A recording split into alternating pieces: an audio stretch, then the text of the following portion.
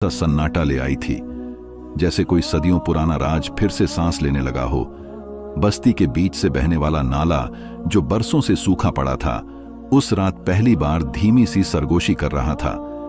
लेकिन ये पानी की आवाज नहीं थी जैसे कोई रो रहा हो, धीरे धीरे, लगातार। किसी को भी पता नहीं था कि उस बस्ती की पुरानी मस्जिद के पीछे जो सुनसान जगह थी, वहां पेड़ों की आड़ में एक धुंधली सी लड़की बैठी रहती है।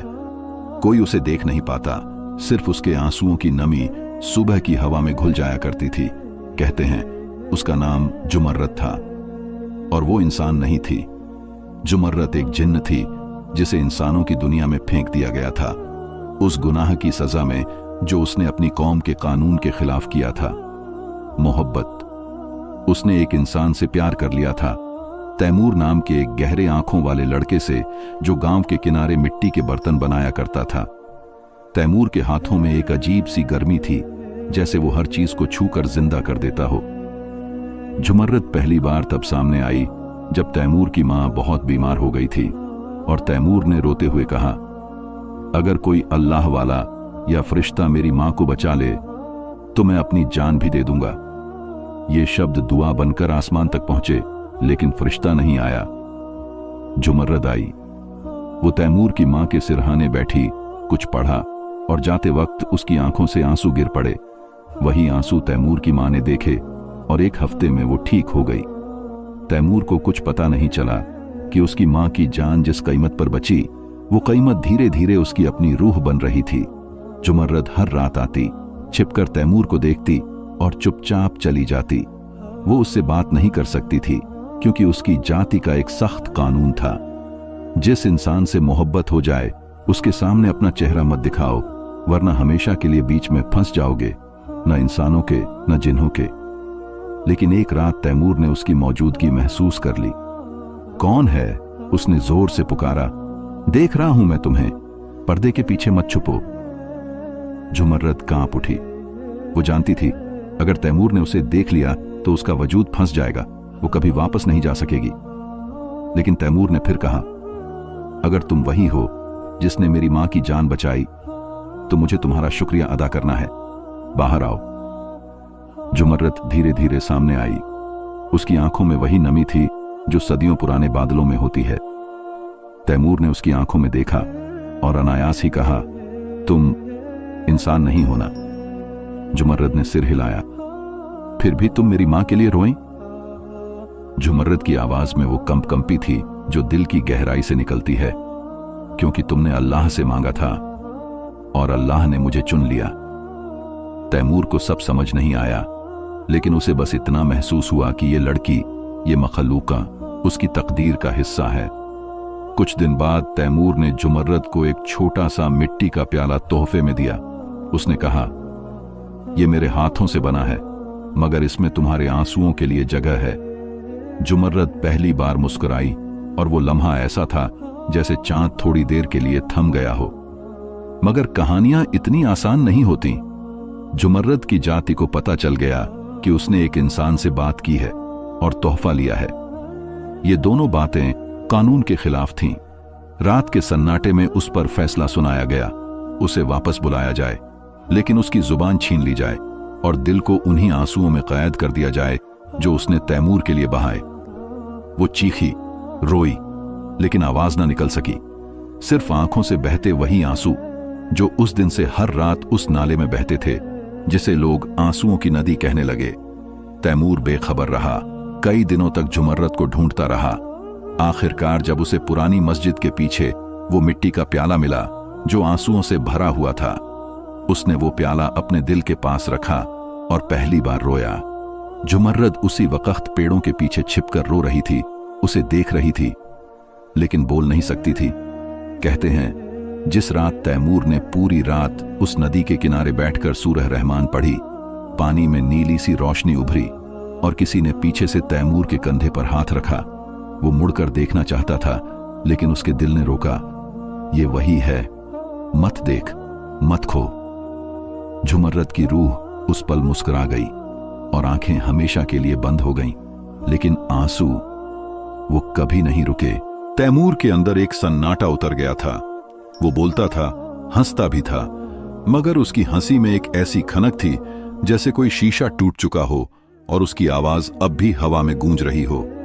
उसके दोस्त पूछते, यार तुम इतने बदल क्यों गए हो? वो बस मुस्कुराकर कहता, कोई रात ऐसी है जो दिन बनने से इनकार कर दे और मैं उसी रात में जी रहा हूं। उसकी मां तो ठीक हो गई थी, मगर तैमूर हर दिन अंदर से थोड़ा और कमजोर होता जा रहा था। जब वो अकेला होता तो वो मिट्टी से नहीं, आंसुओं से बर्तन बनाता। कई बार उसकी हथेली की मिट्टी खुद ब खुद भीग जाती, जैसे किसी और की नमी उसकी रूह से लिपट गई हो। एक रात जब पूरा गांव सो रहा था, तैमूर ने वही पुराना रास्ता लिया जो मस्जिद के पीछे पेड़ों की तरफ जाता था। उसके दिल में एक छोटी सी उम्मीद की लौ फिर से जल उठी थी। शायद जुमर्रद लौट आए। वो बैठ गया, आंखें बंद की और धीरे धीरे सूरह रहमान की तिलावत करने लगा। हवा थम गई, पेड़ शांत हो गए और फिर उसे लगा जैसे कोई बहुत धीमी सांस उसके बहुत पास ली जा रही हो। जुमर्रद, उसने कांपती हुई आवाज में पुकारा। खामोशी, मगर फिर वही नमी की खुशबू जो सिर्फ एक बार आती थी जब वो आसपास होती थी। वो पलटा, लेकिन वहां कोई नहीं था। बस दूर कहीं नाले से पानी बहने की धीमी सी आवाज आ रही थी, जैसे वो आंसुओं का दरिया फिर से जाग गया हो। अगले दिन तैमूर ने ठान लिया कि वो उस जगह पर एक छोटा सा कोना बनाएगा जहां रोज बैठकर सूरह रहमान पढ़ेगा। शायद उसी रोशनी की खनक से वो वापस आ जाए जिसने पहली बार उसकी मां को ठीक किया था और जिसने खुद उसके दिल में एक ऐसी खामोशी भर दी थी जो सिर्फ वही समझ सकती थी। दिन गुजरते गए, मौसम बदले। लोग हैरान होते कि तैमूर इतनी शिद्दत से रोज उस वीरान जगह क्यों जाता है। कुछ लोग मजाक उड़ाते, कुछ उसे दीवाना कहते, मगर वो जानता था दीवानगी और वफा के बीच सिर्फ एक दीदार का फर्क होता है। एक दिन तैमूर को नाले के पास एक बच्ची मिली, शायद कोई अनाथ, शायद कोई भटकी हुई। उसके पैर जख्मों से भरे थे और कपड़े फटे हुए। तैमूर ने उसे गोद में उठाया और अपने घर ले गया। मां ने पूछा, ये कौन है बेटा? तैमूर ने कहा, पता नहीं, पर मुझे ऐसा लगा जैसे उसकी आंखों में कोई जाना पहचाना दर्द है। बच्ची ने कई दिनों तक कुछ नहीं कहा, बस तैमूर के साथ रहती और अक्सर उसी जगह चली जाती जहां तैमूर कुरान पढ़ा करता। एक रात जब तैमूर ने सूरह रहमान पूरी की, बच्ची ने पहली बार कुछ कहा। जुमर्रद बहुत रोती है ना? तैमूर सन्न रह गया। तुम क्या कह रही हो? उसने धीरे से पूछा। बच्ची ने तैमूर की आंखों में देखा और बोली, वो हर रात मुझसे कहती है कि तैमूर की आवाज उसका सुकून है, बस वो उसे देख नहीं सकती। तैमूर के हाथ कांपने लगे। तुम कौन हो? बच्ची ने आसमान की तरफ देखा और कहा, बस एक संदेशवाहक, जुमर्रद की रूह ने मुझे चुना है। उसी रात तैमूर एक रोशनी भरे ख्वाब में गया जहां जुमर्रद सफेद लिबास में नीली रोशनी के घेरे में खड़ी थी। तुमने मुझे याद रखा तैमूर, इसलिए मैं अब कैद नहीं रही, लेकिन मैं वापस नहीं आ सकती। तुम्हारी दुनिया मेरी दुनिया से अलग है। तैमूर की आंखों में आंसू थे। उसने कहा, तो फिर ये दर्द, ये दुआ, ये इंतजार? जुमर्रद ने उसके हाथ थामे और बोली, यही तुम्हारा मुकद्दर है तैमूर। तुम्हारी आवाज वो जंजीर है जो मुझे आजाद रखती है, और तुम्हारा सब्र वो दरवाजा है जो अल्लाह के करीब ले जाता है। उसकी आंखों से एक चमकता हुआ आंसू गिरा और तैमूर की हथेली पर गुलाब बन गया। जब भी ये फूल खुशबू दे, समझना मैं पास हूं।